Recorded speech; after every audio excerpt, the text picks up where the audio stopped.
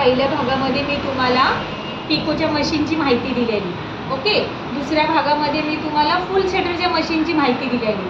आता पिकोच्या मशीनवर आपल्याला पिको करायचा, फुल शटरच्या मशीनवर आपल्याला ब्लाऊज, ड्रेस, साड्या, ब्लाऊज, ड्रेस, फ्रॉक ते सगळं शिवायचं.